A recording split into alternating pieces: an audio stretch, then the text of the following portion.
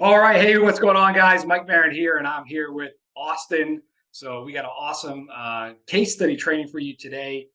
We're going to cover basically how Austin joined this program and then went from zero, basically a complete newbie. We'll get into his story in a second, and landed four clients, now totaling $12,000. So broke that illustrious $10,000 amount, which so many people are gunning for.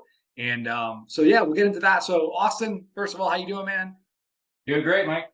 Perfect. So tell everyone who you are, where you're from, how you came into contact with myself, Mike Marin, and this program. Yeah, well, I'm from Houston, Texas. Lived here my whole life, and I started out my career actually working at a traditional ad agency back in the day. I'm 47 years old, and this was just before the digital era began. So started off working with all kinds of local clients, doing radio ads, TV ads, billboards, and all those kind of things. So it's kind of interesting that I have that background because the tactics are so different, but certainly had a pretty decent background as far as working with different kinds of businesses and whatnot. But anyway, I went on and took my dream job, which at the time was working in sports marketing. I love sports. A lot of people love the idea of working in sports. So I actually ran a major event here in Houston for 4 years. And that was pretty awesome. It was a 1 week event, major sporting event, and actually worked all year round on that. So that was interesting. I think that gave me my first taste being an entrepreneur. Okay. Uh, What event was that? it was a motorsports event called the IndyCar Shell Grand Prix of Houston. Ah, pretty cool. It was a temporary street race that we set up, and so I was the managing director of it. We had a small team, young people that ran this event. So I didn't own the business, but at the same time, I ran the day to day, and we worked year round. It was a lot of fun, and then it was a ton of work, running this event. But certainly learned a ton with that. But it was always going to be a somewhat temporary thing because it was a 4 year contract. So when that went away, I had a really cool opportunity to do some consulting work for the owner of that event. He wanted me to stay on, kind of gave me a offer I couldn't refuse. But I ended up having a decent amount of free time. So I read Tim Ferriss's 4 Hour Work Week, which I think is a really good kind of entry level digital entrepreneur book. That inspired me to start thinking in these terms. And I actually started a business. I'm a big fisherman down here on the Gulf Coast, and I started a online fishing apparel business that still run today and is very successful. Almost gotten to the autopilot type point, and so did some other things. But to fast forward to the last couple of years, I've been looking for more, trying to figure out what else I could do. I was doing pretty well with my at this point only having my online apparel business, but I had time to do more. I certainly wanted to do more. I have two kids, was motivated to use my time and make some money and do some great things. But I was a little, careful about it because I was reluctant to get into certain things, not wanting to jump at all the shiny objects that I saw. And ironically, one of the things I knew I didn't want to do was work or have an agency. And that was because of my experience having worked for an agency when I was a young kid, doing a little bit of everything for all kinds of different clients. And that can be very aggravating. You never have a break. So, I mean, one of the things we'll touch on is certainly the approach, the mindset of, yeah, you can have an agency, but it's not about, trying to attract all the local businesses around you. It's finding a niche, finding a purpose, finding an offer that works, and, kind of getting out there and doing that one thing really well, and finding enough people to make it work. But anyway, I then got into the rank and rent, or learned about the rank and rent model. Did a course in that. Learned a lot, but I kind of figured out that wasn't exactly for me for a number of reasons. But when I came across you through that, was very much attracted to the idea of kind of pre-selling, to focus more on finding the clients. And so started talking to you, and here we are today. There we go. So that was the first coaching program you ever joined, was the Rank and Rent coaching program. Right. So you kind of, I can't really say you're a newbie because you have business experience. Right. So you're in that. How long did you try that model for? So that's kind of like your first coaching program you ever bought. How long did you try that model for? It was about 6 months until Okay. I started up. I would say it took me a couple months to kind of get going, obviously do the training. I had a few months where I was working on it, pretty intensely. But I was starting to burn out a little on it, or getting some frustrated with some aspects when you came along. And, since then I've kind of really put those completely on hold. I still get calls from a few of my sites, but, then almost did a complete shift. Okay, perfect. So you're in there. You got exposed to kind of my messaging, right? My model, which is basically taking your skill set and pre-selling digital assets. And then tell us, what was because we were going back and forth on Messenger. What was kind of the obstacle that would have prevented you from buying, or what was preventing you from kind of joining this?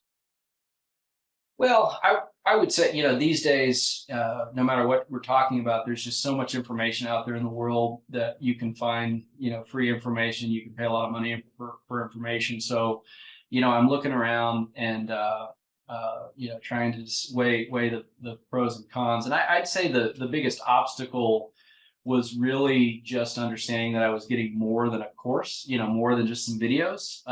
Because you can get videos for free on YouTube. You can buy videos for $25 on various apps out there. But I was looking for more than that, and I think after talking to you, what I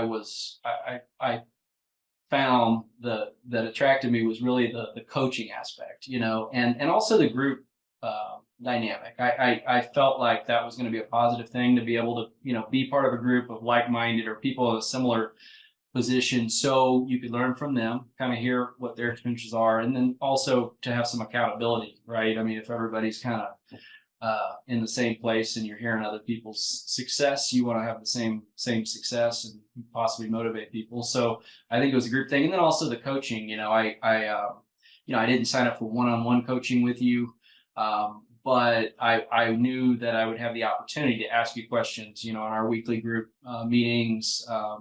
Or on the Facebook group. So that was important, because I I always have a lot of questions, and I can watch a course and to one of the points that you teach, I didn't want to do things literally. I wanted to take the information and kind of interpret it, which is going to lead you having questions. So I think it was really the understanding that this was more than just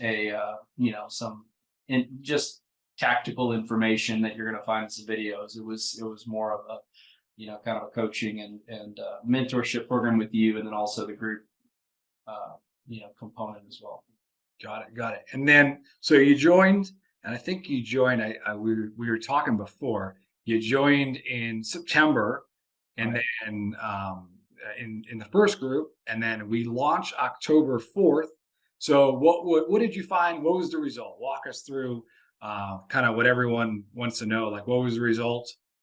What were kind of the struggles? What were kind of some of the big like ahas and wins that you had throughout that would help other people?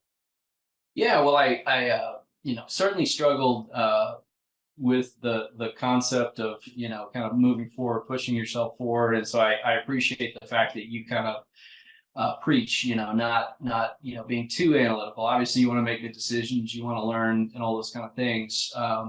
But to really push forward, to take a leap, take decisive action, and that really helped me. So I think, like you said, our first call was October 4th. I dove right into it. I had a good amount of time, which was a big benefit that not everyone has. So I was up working late into the night, watching videos, compiling lists, and obviously initially doing research, trying to pick niches and things like that. So I I had picked a handful of niches I thought were good. I think I ran some of them by you. You gave me some good feedback. So I really took the plunge the second week in November. So just a little over a month before I started, I came up with a big list. I came up with simple, but what I thought was going to be a good, initial cold email offer.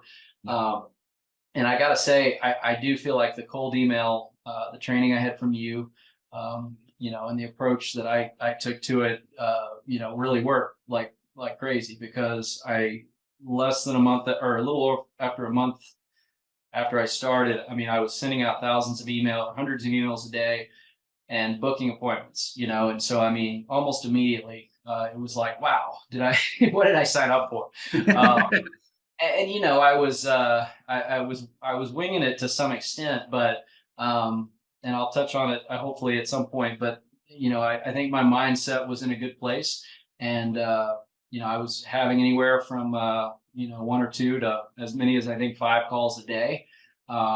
Some of them were great, some of them not so great. My very first one turned out to be one of, probably to this day, the heart, maybe the toughest crowd that I had. And so it was friendly, but it wasn't successful. But I learned, and started booking the second calls. And it was crazy. My wife and kids had to learn that this is a whole new thing. I'm going to be on the phone all the time with people on Zoom. But really, for the time being, until we get you out of that. Yeah, that's right. But so November 13th was when I first started sending emails.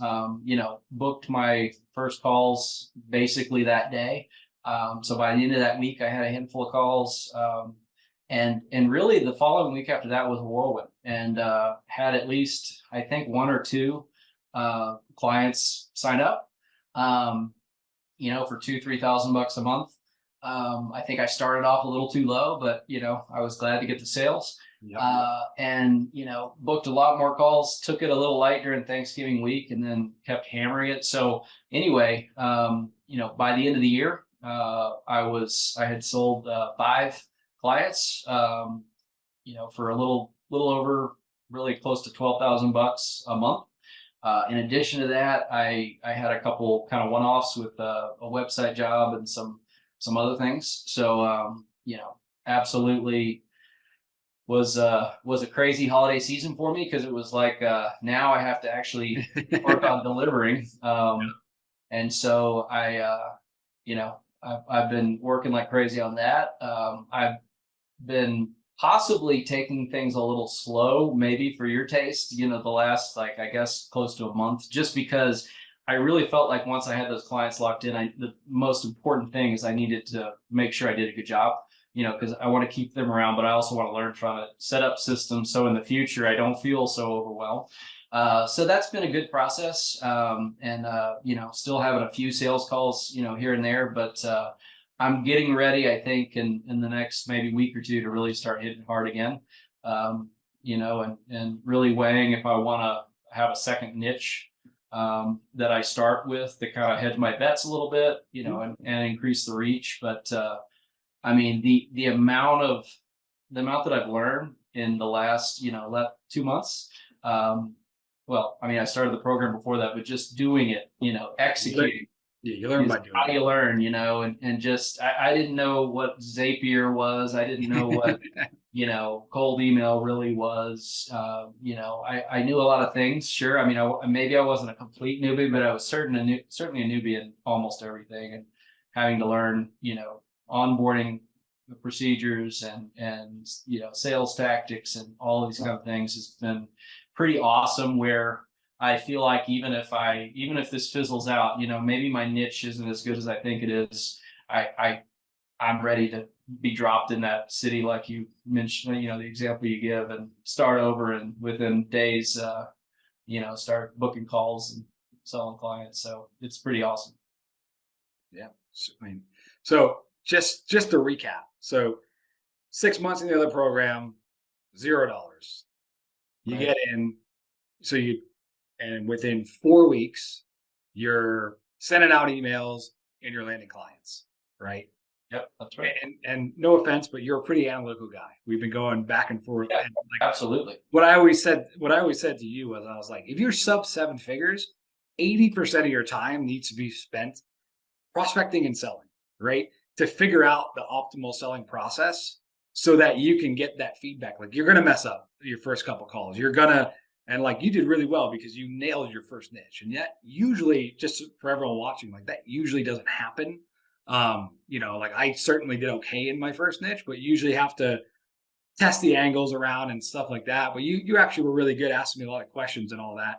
But the big thing is 80% of your time needs to be focused on that, which is what you did starting out, and you just ran with it. So super proud. What would you say is I guess my question would be like, for because there's other people that do stuff online. What would you say is the big difference between like what you did versus what other people do? Trying to Um, replicate your success with everyone, right? yeah, I mean, I think I don't know if if I'm directly answering it, but I mean, a couple things that I think were the big factors for me was it was really just the mindset, and kind of philosophies, and that's one of the things I really appreciated some or have appreciated so much about your course is that you don't just teach some tactics, and you do certainly teach some tactics, but you also teach philosophies and mindsets. I mean, you're a very I don't know if you're analytical, but because you you don't that can be almost a negative in the sense of what we're talking. But you're obviously a very thoughtful, very well read guy, and so you apply so many of those learnings into this stuff. So I would say it's I think a lot of people it's the fear. They have a fear of failure, which means that they want to overthink everything because they don't want to take a chance. So you definitely have to take a chance. You have to take action. But the other point I think that I see when I hear people talking that maybe just starting out in our group is, don't be you're gonna fail. That's part of the model. Yeah. And if your niche is a certain kind of med spa, and you've determined there are 5,000 potential clients, well, guess what? You're not trying to come up with something that's a solution for all 5,000. You're not. You're trying to come up with a solution for 10 of those people. And Yeah. if you can go find them, then that means 4,990 of them turned you down, and that's just fine, because if those 10 are going to pay you 2,000, 3,000, 5,000 a month or whatever, that's what you're trying to do. So Yeah. you're not trying to find the solution for everybody. You're trying to find a solution for somebody else out there. And when you start this stuff, you might start actually seeing ads for your kind of quote unquote competitors. You'll see people on Facebook who are, advertising, hey, spa owners, if, come see me. And you're like, wow, that guy's really got his act together. How can I compete with him? The reality is I saw those, and none of my clients, none of the people that I talked to, and I have 5 sold, but I talked to 20 or 30 or probably 40 that had interest, and then I may talk to in the future. None of those people had any idea that any of this stuff existed. They were just really glad that somebody kind of hit on their pain point, and was talking to them like a real human. And with that, the second point I was going to say, it's kind of the help based mentality to sales, because so many people are intimidated by sales. And even though I was in a sales position, kind of as a sales manager, almost working in events, and Mhm. where we were selling sponsorships to Fortune 500 companies and small businesses, I never wanted to pick up the phone and call people. I never wanted to actually sell them. Yeah. And so it's the help based mentality. I'm looking for people who I can help. So what's my offer going to be? Yeah. And get out there and find those people. Come up with an offer that you genuinely believe is going to be, helpful to them, and articulate it in such a way that you'll get their attention on cold email or however else you're doing it. Yep. And then, like I said, it's okay if 99% ignore you, delete, whatever.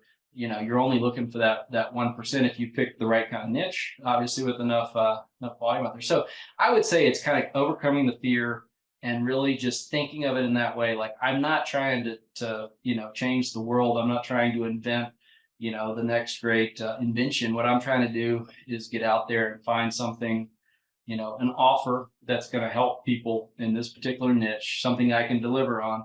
And I got to go out and find the people looking for it and, be confident that I can sell them. And it doesn't have to be just the way Mike teaches it. It could be, there's all kinds of alternatives and different interpretations. And you certainly teach that. And I think everybody who signs up for your course or is thinking about signing up for your course is qualified to kind of do everything that I've just described, even if they are a newbie, but they got to get over the fear. They got it, and they can't think of it like, hey, Mike, tell me what to do. You got to get out there, think for yourself, come up with your unique offer, and have confidence and get out there and sell it. Love it. Love it. So zero, $12,000 a month. Any massive like ahas that you had as you went through the program and the coaching? Like, was there any big paradigm shifts, any big ahas that you could kind of share with people? Yeah, well, I think I mean, you shared some already, so I kind of just touched. So I won't repeat myself, but Yep. I mean, certainly for me, it was a big deal to not think about like, this doesn't have to be, the next big thing, because I can make $50,000 a month if I have, 20 clients, and if that's out of thousands of potential clients out there, so that was a big one. And then I again, the help base was a big deal because, don't get on the phone with somebody unless you think you're going to help them. And you have to frame it like that. Like, hey, I know what I'm talking about. You're not doing this. I'm offering this. So those were honestly, I would say, the biggest things, but, I really appreciated, your 10-minute plan, and some of those related things, because it's absolutely true. So many people in business, no matter what business they're in, focus on all the wrong things. And obviously there's lots of business manuals that teach you about that. But in this business, it's really just about, hey, the more emails you send, yeah, the more responses you're going to get. The more you respond to those responses, the more calls you're going to book. The more calls you book, the more clients you're going to sell. And the more clients you sell, the more money you're going to make.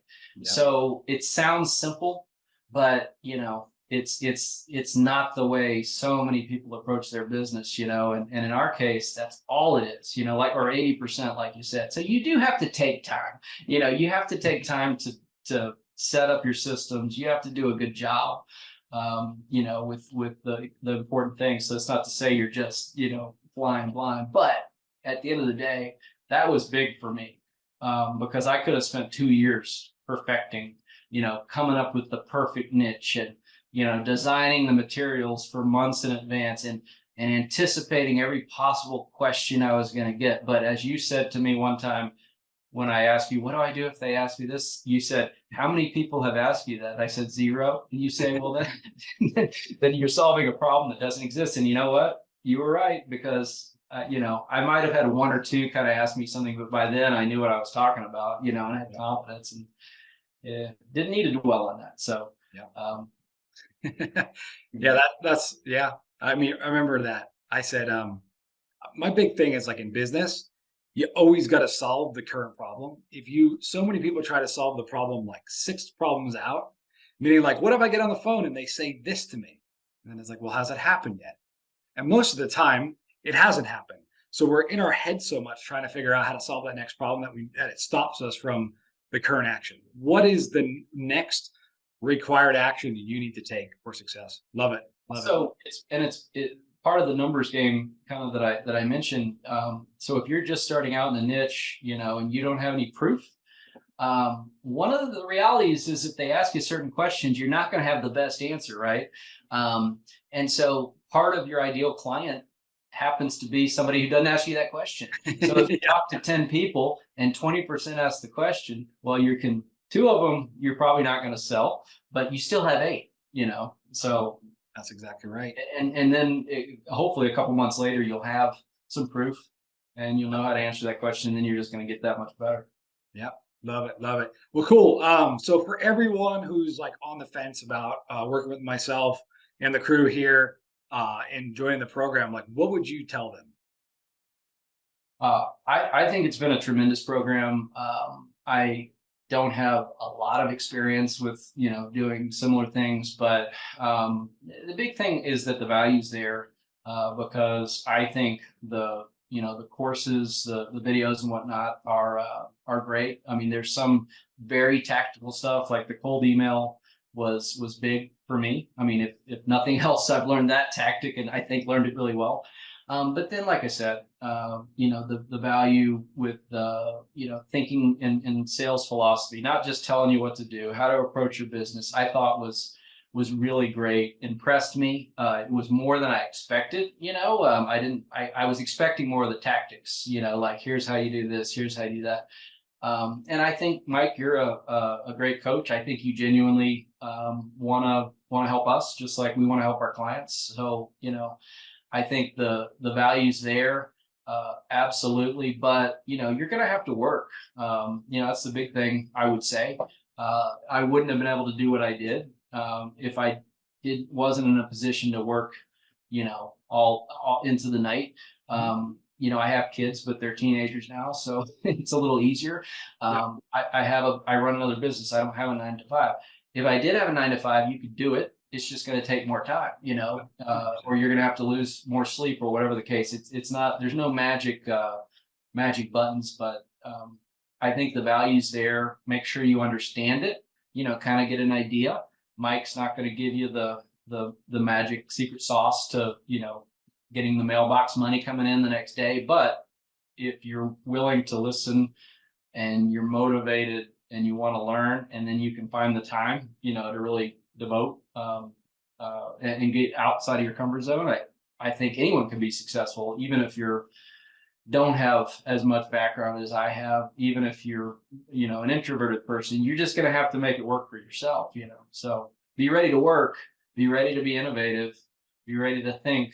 But if you're willing to do that, I think the value's there. I think it's great. I wouldn't, really trade it for anything. Love it. Thank you. Thank you. Well, cool. Is there anything you'd like to add? If not, we'll wrap it up, and we'll chat off camera about next steps.